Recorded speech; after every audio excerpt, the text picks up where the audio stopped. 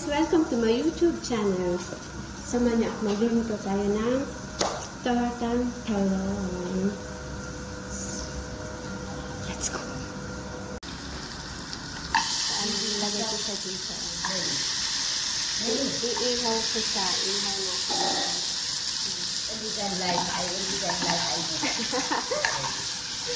Iihawin natin yan. Okay. Ihawin natin ang talong. Talong is eggplant. In Philippine, eggplant. This bakti cook. This is mine. Wahai. It need, huh? Yeah, then I'm gonna put with egg and yeah. Oh my god, see? Like this. Another one, and of course we need to wash it after we put on fire. Ay, oh my god, nalaglag na yung talong. Oh my god. So, ayan po, pag naihaw na siya, hugasan natin, alisin natin yung balat.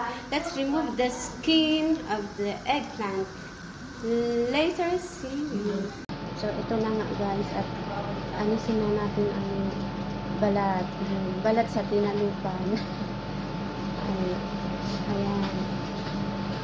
Alisin na natin.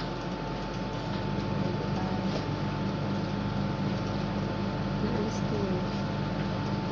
Ganyan lang. Iya.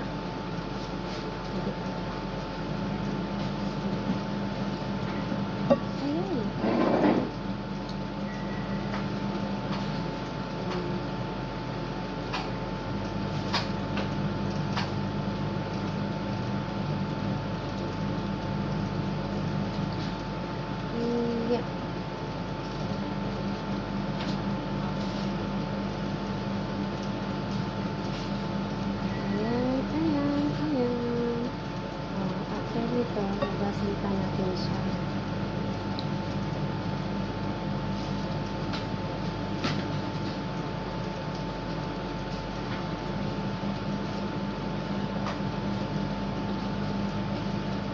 Oh, ito ang turo sa akin ni Mother Earth.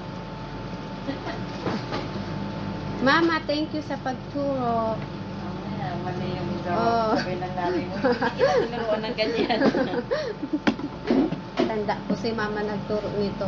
Mama, wag mong i-deny. Hindi ka na pagkakaturo ko sa'yo. Si Mama ang nagturo nito. Ayay.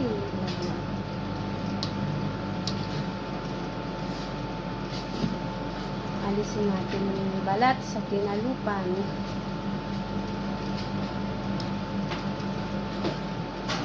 Diba? Yeah.